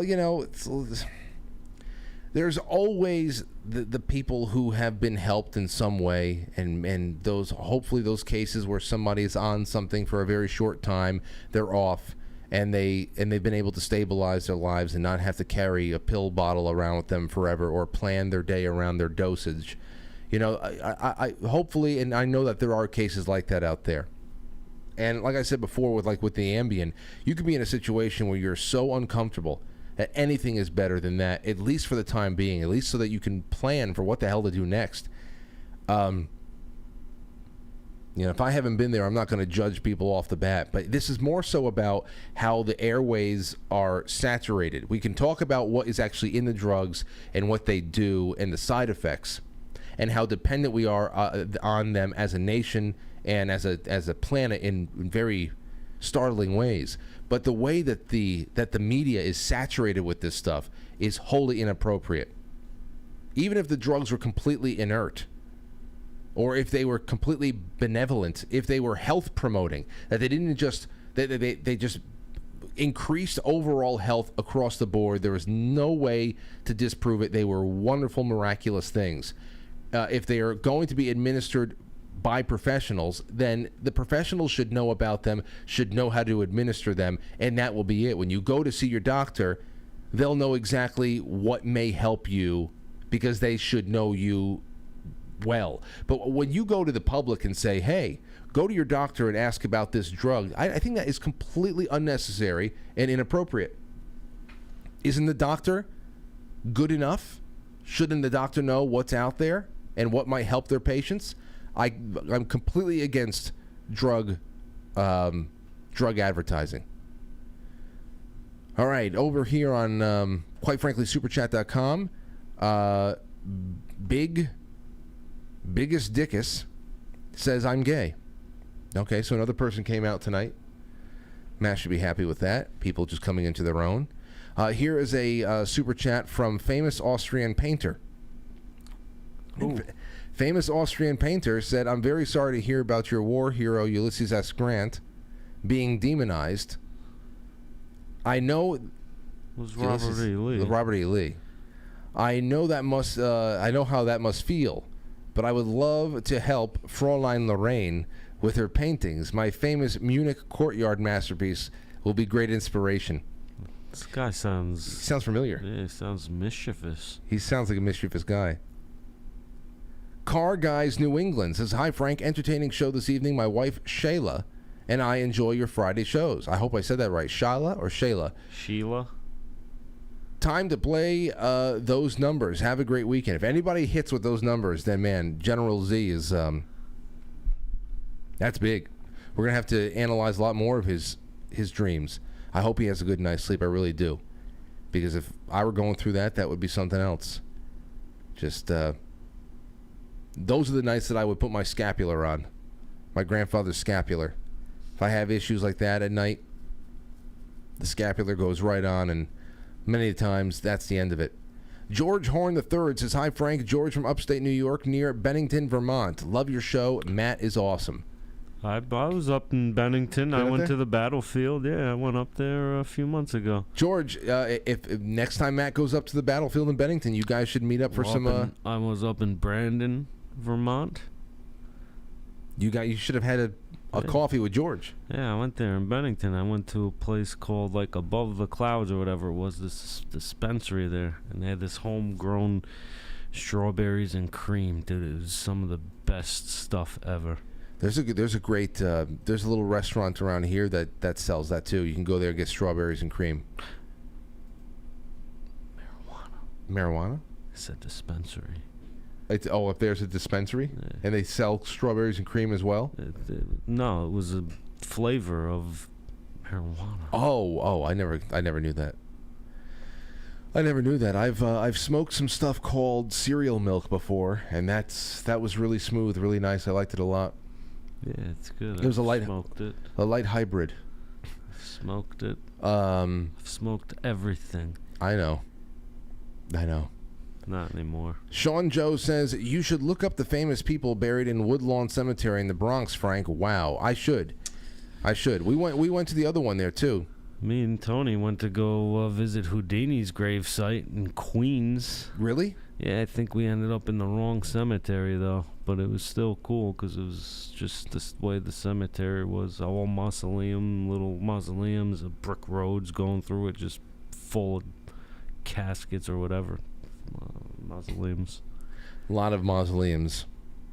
Yeah, we did a little bit of that when my mother wanted to go see Judy Garland's plot and all that, and I think Lou Gehrig is up in Hartsdale's too, I think.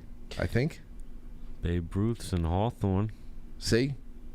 They're all over the place. Anyway, I thank you all for a wonderful week. I really enjoyed all this time with you. Thanks again to Lorraine for coming and hanging out with us tonight. I can't wait to hear what's going on with Timothy Alberino. We'll get those updates sometime soon. For tonight on QuiteFrankly.tv, the finest Halloween comedies all in one place. Scare yourself silly. I wonder if they're going to play Ernest Scared Stupid. I wonder if Ernest Scared Stupid is going to be in the rotation tonight. That would be great. Oh man, I wanted to be in that film when I was a kid so bad, to get a super soaker full of milk and go fight trolls. I never saw it. You never saw it? Nah, I didn't like Ernest. You didn't? I didn't like the Ernest movies. I only saw, I knew I saw the one with the reindeer, with the Christmas one, but the only one I really knew and looked forward to seeing was Ernest Scared Stupid. And then I wonder if they're going to put Monster Squad at any time in the next couple of days. Anyway, I would like to test this one out right now. Go to QuiteFrankly.tv. There's a QR code for you. Put your phone to the television screen right now and press the link that pops up. And then, once you're at QuiteFrankly.tv, you just press play. That's how easy it is. It is a safe, fun, stable environment that is powered by Foxhole, which is a subsidiary of Pill.net.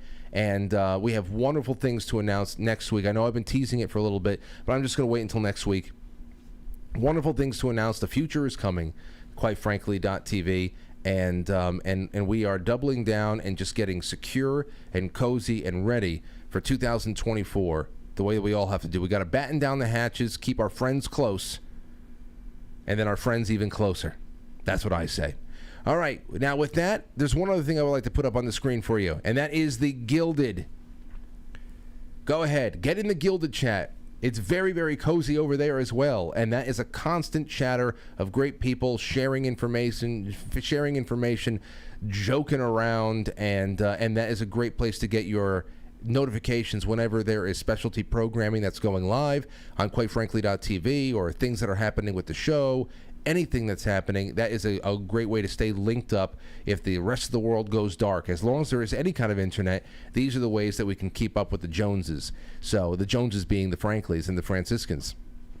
So get to quitefrankly.tv, and over the weekend, I would love to welcome you as a sponsor. Go and check it out. There's wonderful things that are there available for everybody, and I'm obsessed with creating value for those of you who really enjoy hanging out every night. And I put a lot of time into this, and it would be wonderful to call you a boss or boss lady. All right? With that, good night. Matt, thanks for everything, man. Thank you, Francis. All right. We'll talk to you later. Get to quitefrankly.tv. Enjoy the rest of your evening. I'll catch you on the flip side.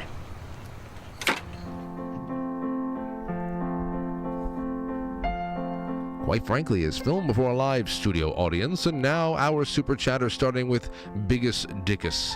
Famous Austrian painter, Car Guys New England, George Horn III, Shotzi, and Nick from Chicago. Thank you to our friends Jay Semo and to Selling the Farm over there on Rumble. To all of our gold pillars on quitefrankly.tv, man, what can be said other than I love you? All right, good night.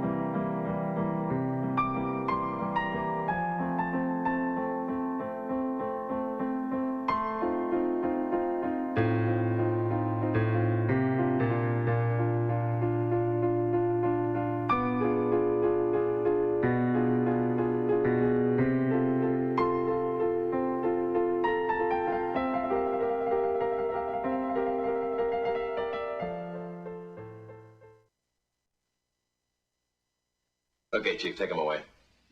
I'm going to go home and sleep with my wife.